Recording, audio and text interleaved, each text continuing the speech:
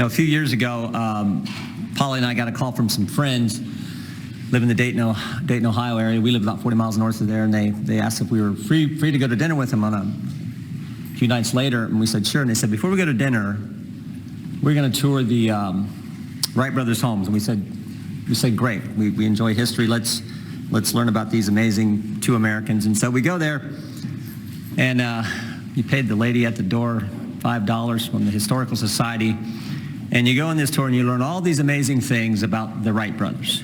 You learn about the bicycle shop and the other things, the gadgets and gizmos they tinkered with and built. Fascinating tour. Last stop on the tour is Orville Wright's bedroom, and they tell you a few more things about this particular Wright brother, and then they close the tour out by showing you two pictures. First picture they hold up, that very first flight, 1903, in Kitty Hawk, North Carolina, in this thing they called a plane. And you first thought you'd see that and you'd say, how did that thing get off the ground? And the truth is it barely did. It flew like 100 feet, got a few feet off the ground. And you're thinking about that, you sort of remember that picture from 8th grade, 9th grade, whenever they teach you that in school. And I thought, well, that's amazing. They put that picture down, and then they hold up a second picture. 44 years later, 1947, Chuck Yeager breaking the sound barrier in a jet. And I was like, wow, that I didn't know. That's amazing. And 44 years we go from two guys flying 100 feet to another American breaking the sound barrier in a jet. And literally, that was the end of the tour. They put that picture down, and Polly and I start walking out. And as we're walking out that door, it hit me. Wait a minute. Why did they stop there? I represent Wapakoneta, Ohio, Auglaize County, Ohio, hometown of Neil Armstrong, who 22 years after Chuck Yeager breaks the sound barrier, steps on the moon. Stop and think about it. In 66 years, one lifetime, we went from two guys flying 100 feet to putting a man on the moon. It is a great country, the greatest country in my judgment, made up of great people. And right now, those people, I think, are starting to doubt and wonder about their government and about where our nation is headed.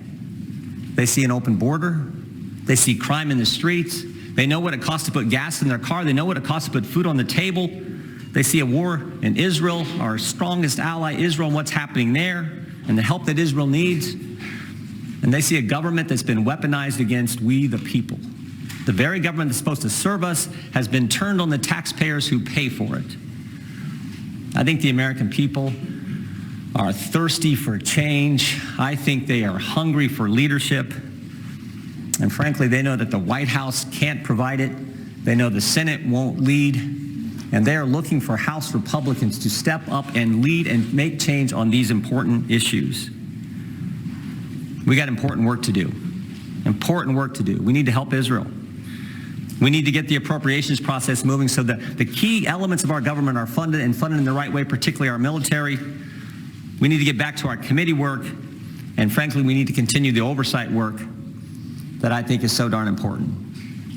In short, we need to get to work for the American people. We need to do what we said we were going to do. We need to do what we told them we were going to do when they elected us and put us in office, and frankly, we can't do that if the House isn't open. And if we can't open the House until we get a speaker. My favorite scripture verse is 2 Timothy 4:7. Paul's the old guy giving advice to the young guy, Timothy. And he says, fight the good fight, finish the course, keep the faith. And I tell folks, I love that verse because of the action in it. Because of the word. Americans aren't timid folks. They're people of action. And the words in that verse, fight, finish, keep, I think, fit the American spirit. Americans expect their government to fight for them. They expect us to finish our work, and they expect us to keep faith with the principles and values that made us the greatest nation ever, made us the nation that could go from the Wright brothers to Neil Armstrong. That's what we have to keep in mind. And that's the kind of attitude I think we got to have. The quickest way to get all this working is to get a speaker elected.